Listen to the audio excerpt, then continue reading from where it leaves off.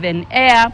Now, what began as a personal grief has blossomed into a powerful story of resilience and economic empowerment. In Mombasa Road, Kilifi County, 63-year-old Agnes Kombe, widowed for over 30 years, is now leading a group of 30 widows who are transforming their lives through beekeeping.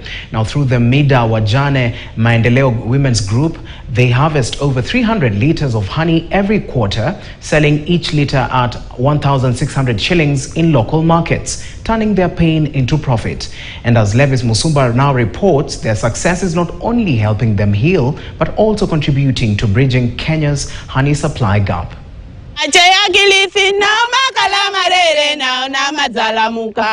As the sun sets over the quiet village of Mida Majaoni in Kilifi County, 30 widows gear up for their evening honey harvest, a routine that has evolved into both a lifeline and symbol of their resilience. Tunatoka tuelekee mizingani tukavune asali. Tukifika pale kwenye mzinga tutachukua smoker, tupulize wale nyuki walewe ule moshi, halafu tuanze kazi yetu. Despite their age, the women work with remarkable composure in the darkness, harvesting honey without the fear of buzzing bees. Huo mzinga mmoja ninakadiria kama lita 5, lakini kama nimekosa kabisa basi nipate kama lita 4 vile.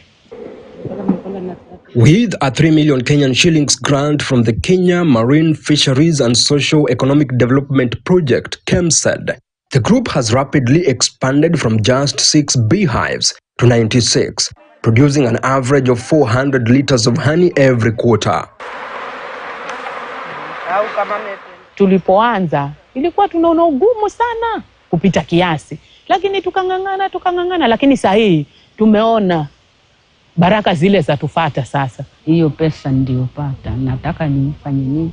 Kama nimepata tufanye hesabu, tuangalie tumepata pesa ngapi, tuchukue kama tuchukue 100,000, tunataka tuweke kwa benki.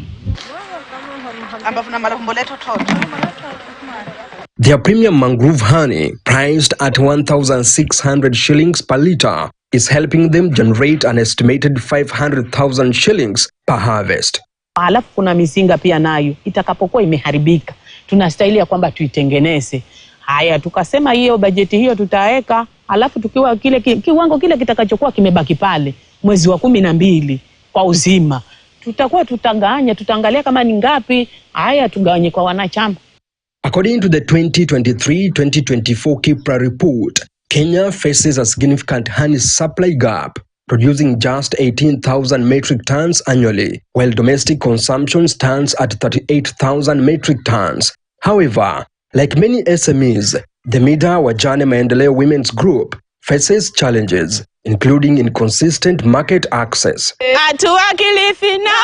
From personal loss to financial independence, these widows have turned their grief into a thriving business, marking a new chapter of economic empowerment and social change.